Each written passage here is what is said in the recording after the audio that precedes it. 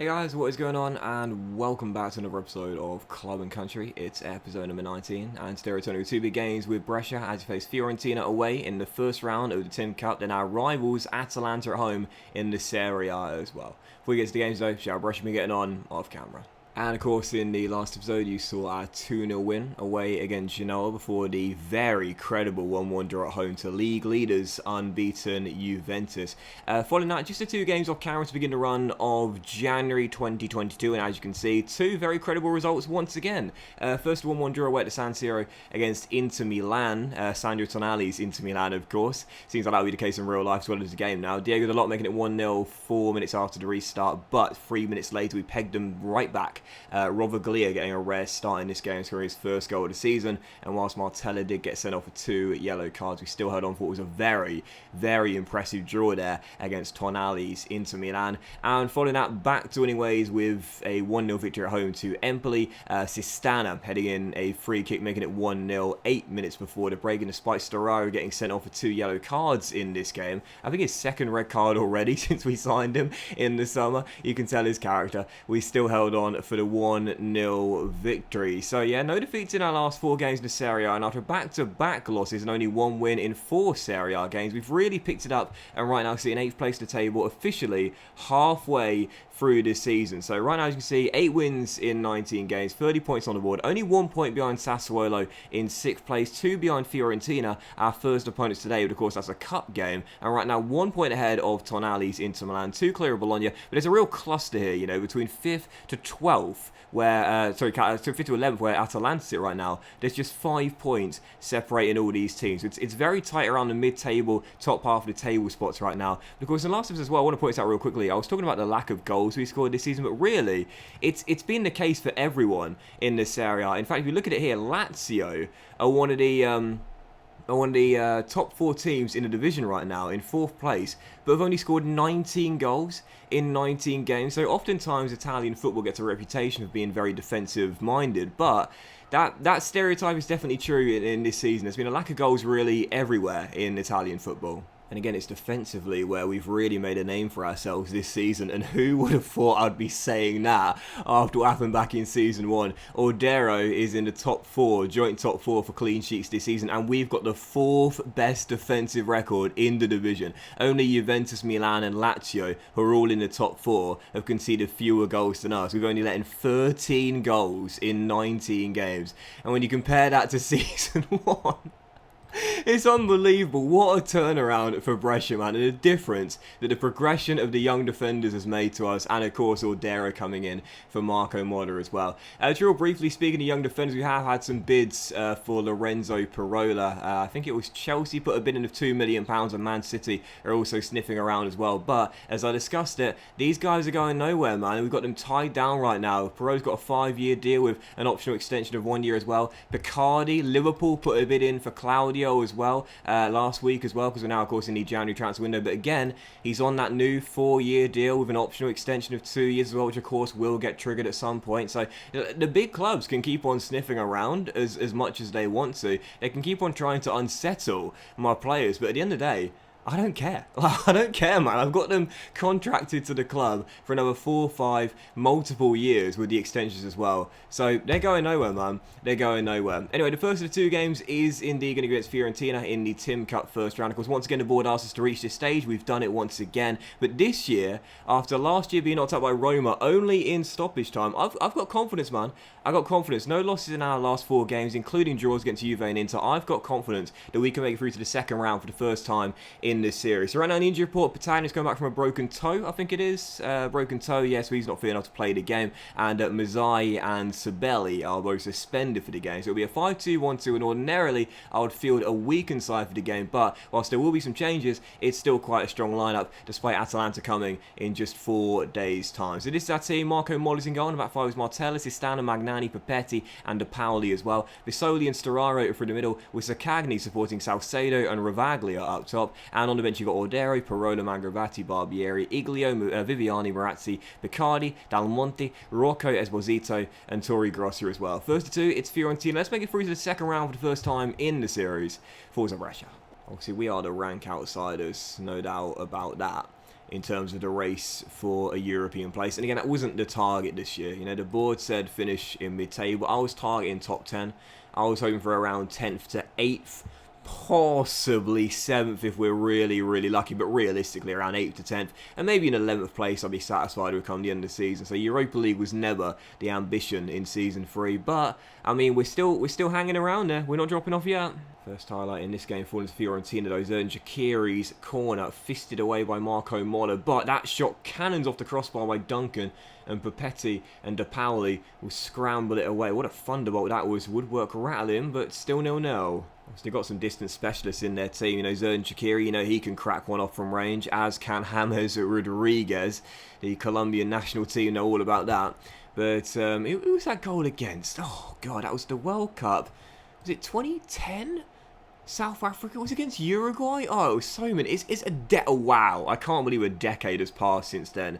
My goodness, one of those moments where you just realise how much time has gone since that moment. Now I remember that very well. What a volley! But still 0-0 at half time. So enough to the boys to break here. We're doing alright for the time being. And yeah, once again, as things stand, set for another shutout. Magnani's not played as much for us this season as he did last year since coming in from Sassuolo, but I like him as a squad player. Papetti's shown some good improvement since we signed him in the summer, and Sistana, by the way, had a big bid from China. There was a Chinese club that put a bid in for him of around 14 mil, most of it in clauses and instalments, but I rejected it because I really like Sistana. He's a very, very capable and reliable centre-half. Anyway, still 0-0, 23 minutes to go. Storaro pops that wide to Fabio De Paoli, not been as good this year for us, as he cross-fields to Martella, but a golden chance here. Bruno storms into the area, beats one, shoots and puts it in to the side netting. Still goalless, game a few chances this. I think just one goal will separate the sides. I think I might bring on Esposito as well for the final 10 of normal time and take off Ravaglia. Ravaglia sounds right, doesn't it? But Sebastiano coming on. 10 minutes to go. Can the Wonder Kid win it for us, or are we set for extra time for the second straight round? Well, there's your answer. Extra time. Terrible game, that. Dominated possession, only 2 highlights in it. But look at that. Virtus Entella have held Juve to a draw there in Turin as well. What we're going to do is take off Fabio De Paoli right now, because he's getting quite tired. And he's on a booking as well. So Barbieri will come on for more energy down the right-hand side. Now, we'll up the tempo as well. Play at a faster pace and see if we can get a few chances from that. I've got 2 more changes to make as well. Shall I bring on the kid? CP14 for Zaccagni. He is complacent, to be fair. Let's bring him on. CP14 coming on as well. And I'll say to the boys here, in the extra time dressing room, time for everyone to dig in and give everything we've got left. We deserve to win this match. Let's go and do it. So come on, Brescia. Let's find that winning goal. Fuck me. Awful game. Awful game. It was me thinking this was going to be the one where we finally get ourselves into the Tim Cup second round for the first time in a save, have a 5-goal thriller or something. There's been nothing going on. Nothing going on, but asking you shall receive. Here's a highlight, and it looks like it's going to come to Brescia as well. 2 minutes into the second half as we play out from the back here with Storaro receiving a kick from Marco Molla. Papetti, Molla to Sistana. I must say, I love this tiki-taka. I really do. The way we knock the ball around is so bloody nice where we pass out from the back. 2 minutes after the restart, in extra time. Game a few chances, but as we dilly-dally on the ball with Sistana, Agudelo's down the right, crosses block, Cutrone picks it back up though, and the chance remains alive with Sotila crossing and Papetti heading clear. And is that offside? It's not. Vlahovic makes it 1-0 and Fiorentina take the lead. What was I saying about Sistana? Competent, reliable, surrenders possession, give it away, and from that across into the box, headed away by Papetti initially, and I thought he was offside there, but instead no, it was Papetti who didn't recover after the leap, who kept him onside, and Fiorentina take the lead. 12 minutes to go in the game, down by 1, got to get ourselves a leveler, otherwise we are out. Let's bring on Viviani for Papetti, we'll swap those 2 there, we'll change him to a box-to-box, and see if we can possibly get ourselves 1 late chance, but it's unlikely because we created very little, and that has been the story of our season. So the wait for a second round place in the Tim Cup goes on. We take Fiorentina to extra time, but lose it 3 minutes after the second period began. Disappointing. I can't fault you for effort. Nobody expects us to win, but you gave it everything, and they looked delighted, even though you'd just been knocked out. What a weird expression to have on your face. Just be knocked out of the cup, and they're just glistening, just smiling at me with their pearly whites. Anyway, knocked out of the cup, and God almighty. Oh, honestly, man, I know that we're still considered the underdogs, but are we ever going to get over this hurdle? Like, the first round, we'll always get there. We can't go any further. Getting closer though. I mean, we are getting closer. You know, we took Roma last season for 90 minutes, and then of course they scored the winner in stoppage time. Fiorentina away from home, you know, taking them to extra time. They'll be one of the informed teams in the division this year, and you know, only getting knocked out by extra time. That's not bad. As Marco Mola has two big bids here from Chelsea and Spurs, despite losing his place to Ordero in goal for us. He's still going to be staying because he's got that 5-year extension. So we'll reject both of those bids there. Marco stays with us. But yeah, again, the league is the most important thing for me. I don't think I really care about the cup too much until like season 5, season 6. Until we got a thick enough squad to be able to cope with the rotation, the cup will always be something I'm not too fussed about. Because of course, it's also worth pointing out that in the Tim Cup, you can't qualify for a European competition by either reaching the final or winning it. Unlike the FA Cup in England, for example, that's a route to the Europa League, you know. But in the Tim Cup in Italy, there is no European qualification bonus if you were to win it, let's say. So really, you know, if we want to get into Europe, which is, I'd say getting into Europe is more important to us than winning the Tim Cup, because obviously the silverware would be nice, but playing in Europe will give us a lot more money. No, leave my youngsters alone. Will give us a lot more money in TV revenue and in sponsorship as well. Oh, come on. Stefano, sort it out, mate. Sort it out. God damn it. Come on, Parola, mate, you literally just signed a 5-year extension 7 months ago with an optional 1 year as well. Mate, I didn't force you to do that. I didn't put a gun to your head and say sign this or I shoot. No, you signed it. You made the decision. You made your bed, lie in it. I made my decision and you're going to have to get used to it. You're going nowhere, so concentrate on your football. You're being unfair here? No, I'm not being unfair. You signed a contract, mate. Get used to it, mate. Get used to it. Yeah, be a professional, mate. Come on. Seriously, you're on $5 a week at 19 years old, playing top tier football. Like, come on, seriously. Just, you signed a contract. I'm like as ruthless as it gets when it comes down to keeping hold of my young players. I just will not negotiate unless the bid is extremely high.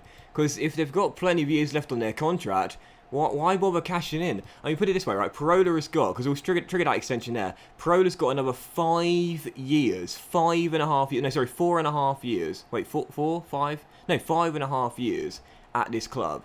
Right, and in 5.5 years, I would like to think by then, we'll be a European standard club. He'll be 24, 25 years old.